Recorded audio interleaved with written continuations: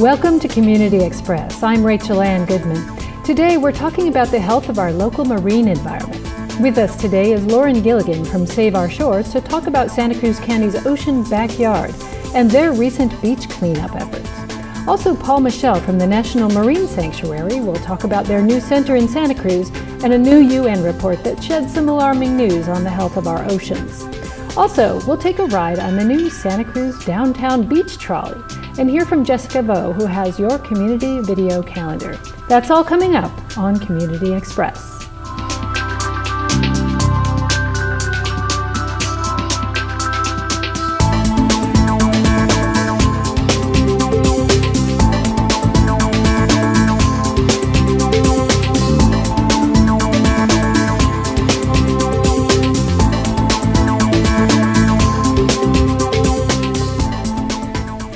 With the recent July 4th celebrations on Santa Cruz County beaches, people left behind thousands of pounds of trash.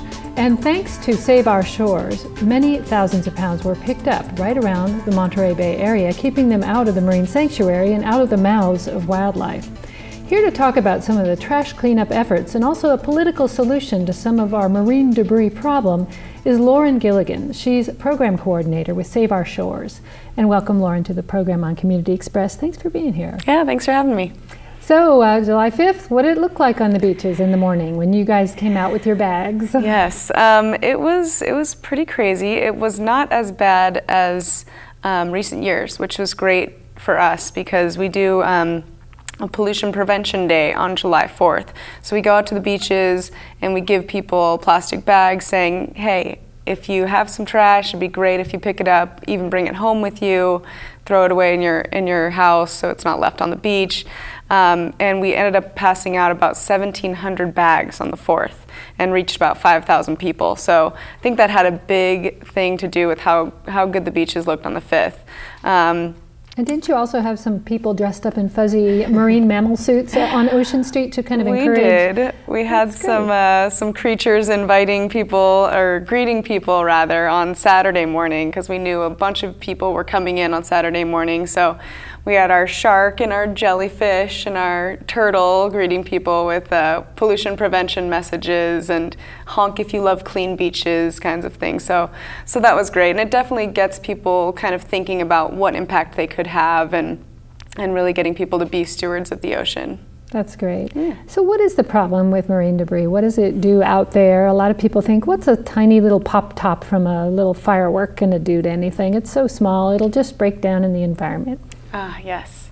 Well, yeah, the main problem with marine debris is mainly plastic, because plastic makes up about 80% of marine debris. It doesn't break down, it never biodegrades, it photodegrades, which means it just breaks into smaller and smaller pieces, which end up looking a lot like fish eggs or plankton, which is a big part of the food chain in the ocean. So fish can eat them, plastic bags go in the ocean, sea turtles think they're jellyfish, they can eat them. And what happens is when these animals eat this plastic, they get a belly full of plastic that they can't digest. So then they end up not eating anymore and starve to death. So there's lots of marine mammals, lots of seabirds and animals that can really get either entangled in marine debris or ingest it by mistake, and that's really degrading some marine species in the ocean right now. So how many people came out and how many pounds of trash did you get on July 5th? So on July 5th, we had 263 volunteers, which was great because it was a Tuesday at 8 a.m., pick up about 1,700 pounds of trash. So it's also really great because it's about 1,200 pounds less than last year. So it's kind of making us think that what we're doing is working. And I mean, the state parks did a lot to regulate that too this year. And so it was a community effort for sure. Yeah. Yeah. Well, let's talk about other ways you're working at Save Our Shores to prevent trash from getting in the hands of people in the first place. We're in such a throwaway society. Really, it's almost like even if you're a good citizen and you put it in the right place, it may still end up there because it blows out of a landfill. So you're working on the prevention at the very front end. Can you talk about the bag bans you're working on and also the styrofoam bans to try to just prevent those things from being sold in the first place? Absolutely. Yes, we've been working with jurisdictions all around the Monterey Bay to get first styrofoam bans passed, which is the styrofoam takeout container. That means if you go to the restaurant, you get something to go, you're not getting it in styrofoam. It's mostly going to be an either recyclable or biodegradable takeout container. And so Santa Cruz, Capitola, Pacific Grove, a lot of jurisdictions around the Monterey Bay have already passed them. Right now we're working with Marina and Salinas mainly to get them on board as well, because it all starts on land. You know, most of the trash in the ocean is from land, and so if we can stop that pollution at its source, that's a big triumph for us. And we're also working on plastic bag bans. We're working a lot with Santa Cruz and Monterey mainly to get those plastic bags out of here. You know, San Francisco was one of the first cities in the United States to do it, and they have shown such a decrease in plastic bags, and Ireland and China and even Mexico City now have plastic bag bans. So we gotta get that going soon to again just reduce that pollution at its source. There's a movie about that called Bag It, right? Yes. That somebody followed around this issue. And yes, you just absolutely. Showed that last week, I think. Yeah, we showed it a few times, and then a lot of other groups are also showing it around the Monterey Bay, which is great. I think everyone should see this movie. It's about this guy in Colorado who kind of looks at the plastic bags and sees really their whole effect, as in health effects of plastic, where these plastic bags are ending up, if they're getting recycled, and just realizes that this is really something we don't need. We can really use reusable bags instead of plastic bags, and kind of stop being a throwaway society and start being a reusable society. So what, besides carrying a reusable bag in your car, can the general public do? How would they interact, say, if they were, wanting to support the bag ban and the styrofoam bans you're trying to get passed? How would they interact politically with you as an organization? And we only have about a minute left. So okay. Yeah, you can go to our website, saveourshores.org. We have a petition on there to get the plastic bag ban passed in Santa Cruz and Monterey. And you can always write letters to your local city council saying that you support a plastic bag ban. And the state has also tried to pass a couple of times a bag ban. Correct. AB 1198 last year did not pass, and now they're trying to get one in this year. So hopefully we will be successful. Right. So we have the summer to find out whether that is successful. People should stay tuned. Yes, absolutely. Good. Well, Lauren Gilligan, thank you so much for being here today from Save Our Shores and keeping us up to date on marine debris. Keep up the good work. Thanks so much. Now let's see a quick public service announcement from Save Our Shores.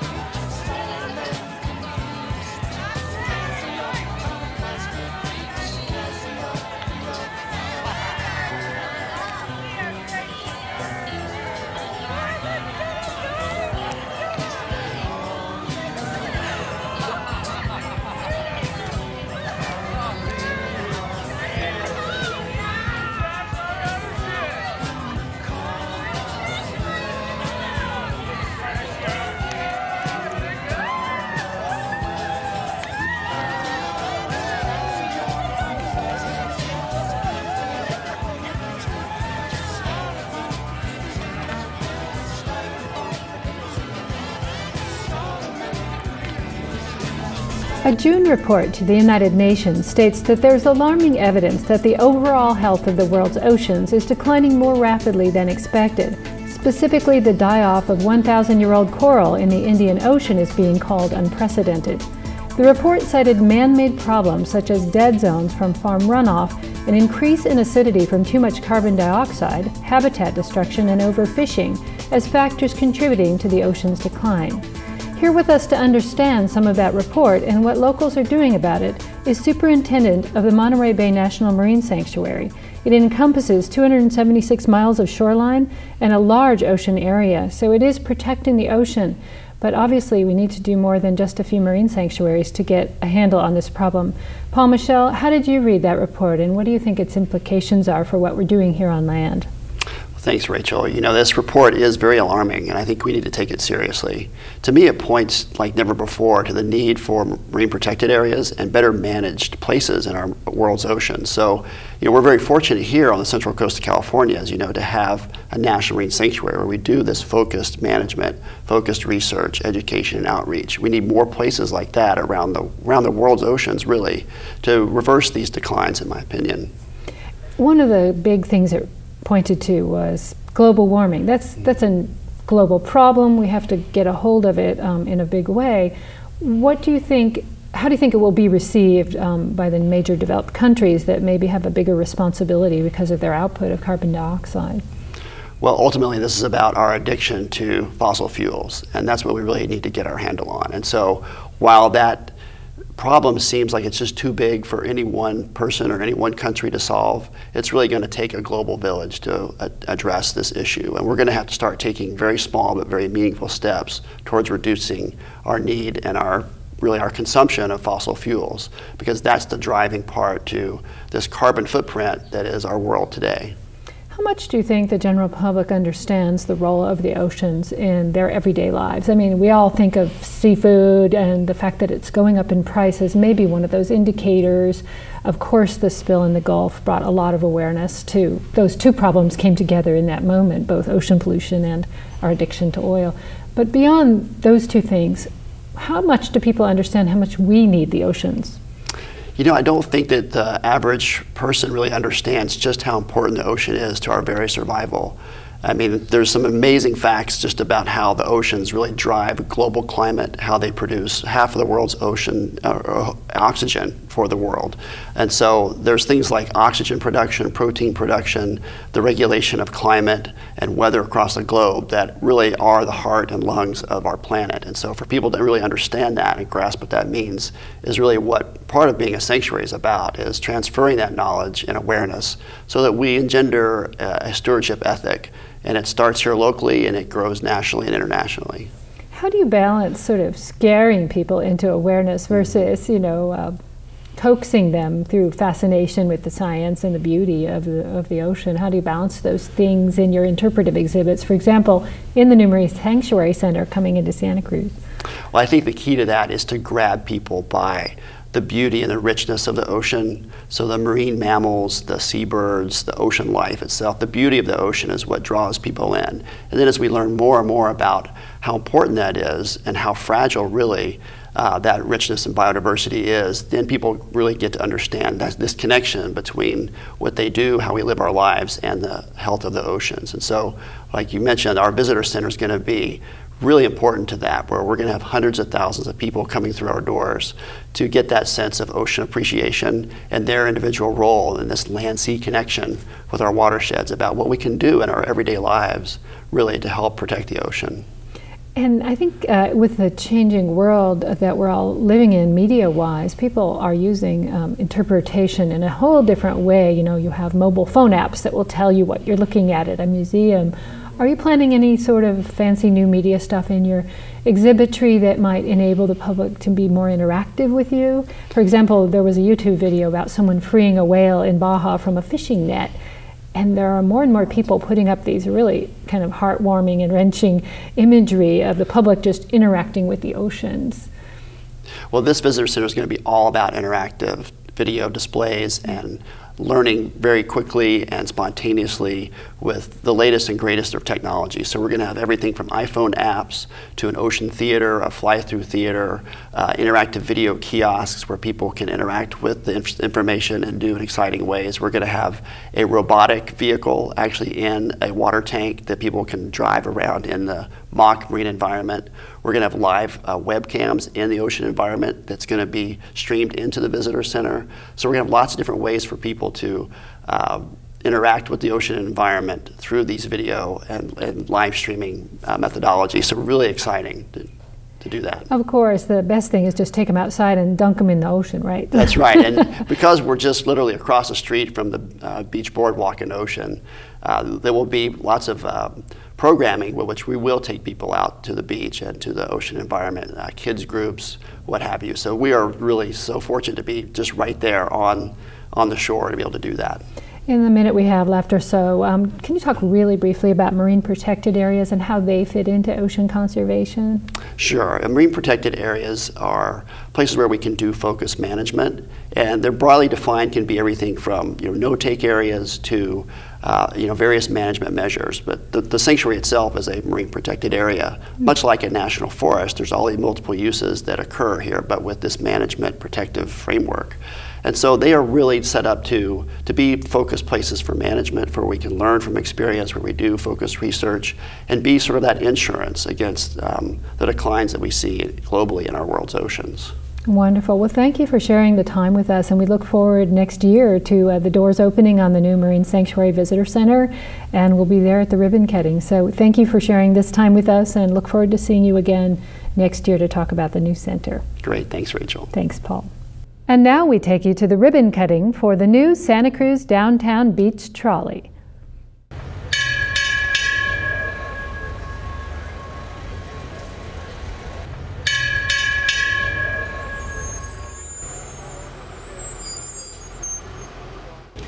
Good afternoon, I'm Ryan Coonerty, I'm the mayor of Santa Cruz, and it's my great pleasure to thank everybody who's here today that made this possible. We have Vice Mayor Don Lanes here, and Councilmember Hillary Bryant is here as well. We are here to say thank you to everyone who's worked tirelessly. Bill talked about the 3 months of planning, but this has been something that people have been talking about for 10 and 15 years. Is how do we better connect the beach to our downtown, and this is an incredible way to do it. It's creative, it's fun, and it really captures Santa Cruz. And this is why it's so great to be mayor of Santa Cruz, is because there's a group of people in this community who love this community, who are committed to this community, who are willing to invest and dream and make things possible here. And this is a very real actualization of that dream.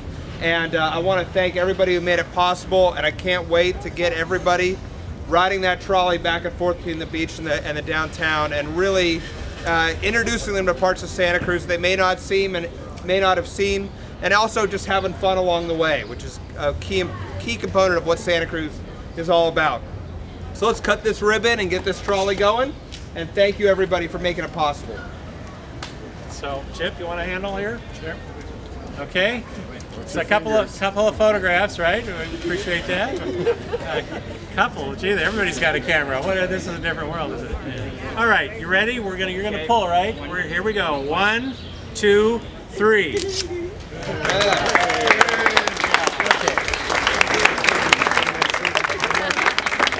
how things get done. That's right.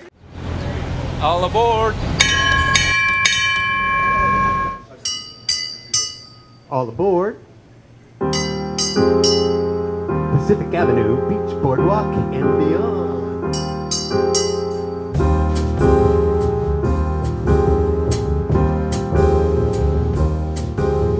Clang, clang, clang with the trolley. Ding, ding, ding with the bell. Sing, sing, sing when my heartstrings as we started to cruise down SoCal. Chug, chug, chug with the motor. Bump, bump, bump with the brake. Thump, thump, thump when my heartstrings as we glided from Pleasure Point Lake. The day was bright, the air was sweet. The smell of honeysuckle turned me off my feet. I tried to sing, but couldn't squeak. In fact, I felt so good I couldn't even speak. Buzz, buzz, buzz with the buzzer. Time to all disembark. Time to fall when my heartstrings as we got off that beach and boardwalk.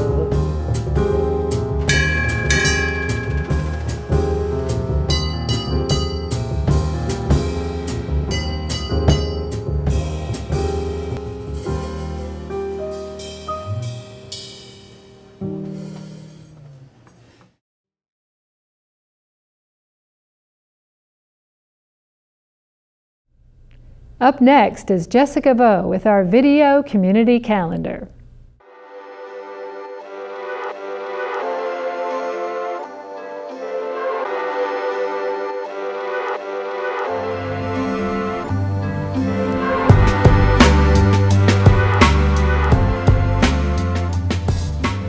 Hi, Hi, I'm Jessica Vo, and you're watching CTV's Video Community Calendar. I am here at the beautiful New Brighton State Beach, and there's going to be so many fun activities this summer in Santa Cruz County. The infamous Shakespeare Santa Cruz is coming up, featuring 2 Shakespeare outdoor plays and 2 contemporary American indoor plays. The performances run all summer long, starting July 19th through September 4th at the UC Santa Cruz Performing Arts Center. For more information about showtimes and prices, please check out shakespearesantacruz.org. The 17th Annual Strawberry Festival is back in historic downtown Watsonville. Make sure to bring your sweet tooth to sample some delectable strawberry delights, as well as enjoy non-stop entertainment and contests. Entry is free and runs from 10 to 7 the weekend of August 6th and 7th. Visit celebratestrawberries.com for details. Another opportunity to eat and drink will be at the Scotts Valley Art and Wine Festival at Sky Park, happening August 13th and 14th. Check out over 100 local artists accompanied by delicious food, wine, and music. There will also be a lot of children's activities. For more information, log on to scottsvalleychamber.com. Lastly, one of my annual favorites is the Aloha Races and Polynesian Festival. Come out to watch paddlers race on the exciting outrigger canoes. There will also be island music, dance, crafts, and a chance to learn about the Polynesian culture. This festival will be on August 21st at the Municipal Wharf. Visit santacruzwharf.com for details. And that wraps up the upcoming events. To learn more information about these events and other ways to support Santa Cruz County, you can check out our website, communitytv.org, and click on the community calendar link. Make sure you comment on our Facebook page, facebook.com/CTV Santa Cruz County, and be a fan on Twitter, twitter.com/CTV Santa Cruz. I'm Jessica Vo, and you are watching our Video Community Calendar. Thanks, Jessica, and thanks to all the staff and volunteers that make this program possible. For Community Express, I'm Rachel Ann Goodman. Thanks for watching.